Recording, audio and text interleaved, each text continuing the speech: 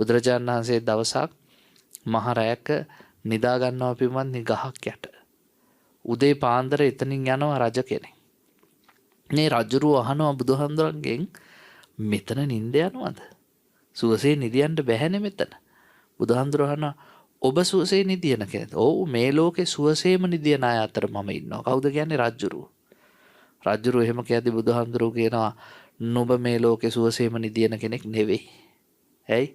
බුදුහාමුදුරු කියන එළුලොම් කම්බිලි පොරවාගෙන කසීසලු පොරවාගෙන ඊළඟට අමාත්‍යෝ රැකවල් දාගෙන අර මහා මාලිගා ඇතුලේ නිදියන නුඹට කොයින්ද නින්දක්? ඇත්තටම බිම නින්දක් නැහැනේ. කොයි වෙලේ සතුරු ආක්‍රමණයක් එයිද? කොයි වෙලේ යුද්ධයක් පටන් ගන්නද? අන්තපුරේ බිසෝරු කොහොමද රැකගන්නේ නේද? රජවරුන්ට කොහෙද නින්ද යන්නේ?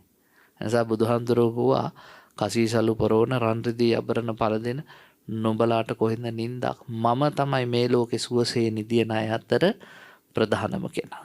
භාග්‍යතුන් වහන්සේගේ නින්ද ශ්‍රේෂ්ඨයි. උන්වහන්සේ සියලුම මොකද පන්සල් අතහැරියේ නෑ. උන්වහන්සේ ජේතවනාරාමේ වැඩ හිටියේ අවසාන කාලේ වෙනකම්.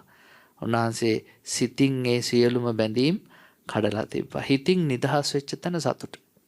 එනිසා මේ ලෝකේ හොඳම ධනය තමයි පින්වත්නි සතුට කියන එක. ඒක සල්ලි වලට ගන්න පුළුවන් එකක් නෙවෙයි. මිනිස්සෙක් වශයෙන් ජීවත් වෙනකන් ඔයත් හොඳට මතක තියාගන්න.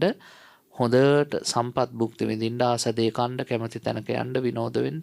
හැබැයි දවසක මේ ඔක්කොම දාලා යන්න වෙනවා කියන තැනට හිත හදන්න.